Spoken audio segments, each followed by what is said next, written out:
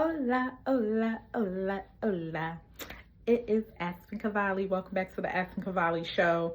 So, I've gotten an email, actually several, about how do you get comfortable talking on YouTube. My main advice is to let your inhibitions down. You're like, what the hell? Find your $1,000,000 voice. You watch talk shows, right? See how the talk show hosts talk. Not saying you lose yourself completely, but just see how how they keep you hooked from beginning to end. And they're comfortable with their audience. You also have to be comfortable with talking to the camera because it's like, I know some people are like, well, I want to start YouTube, but it's like I'm talking to no one. Well, yeah, no, people are going to see your shit. You can't think about it because a person's not right there. You have to just talk. Just talk. That's it. Be confident. Also, wear silly stuff. Don't be scared. Like to make a fool out of yourself.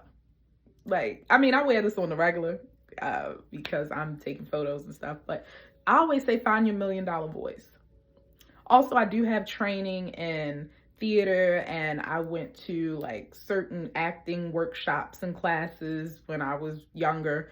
They're now defunct, but there was an agency. What was it called? John Robert Powers.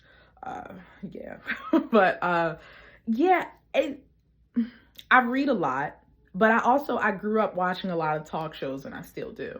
And I'm just like, damn, they got the $1,000,000 voice. I want that too. And you can't be afraid to put yourself out there. Also, stop relying on the opinions of like family and friends. Start a podcast first.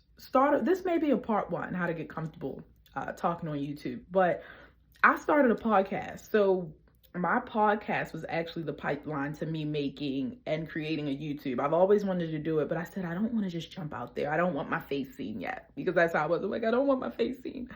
So I started a podcast and put it on Spotify. And I felt like I was on the radio because I grew up listening to the radio because I never had a TV in my room. I still don't have a TV in my room. Still don't. But I watch a ton of TV. Like on my laptop and in the living room and things like that. But you have to find your $1,000,000 voice and don't be afraid to put yourself out there. Also, it's good to not tell anybody you're creating a YouTube. I didn't do that. I just bust out and created one. It's going to be hard because you're going to be so excited, but you don't want those outside opinions affecting your creativity.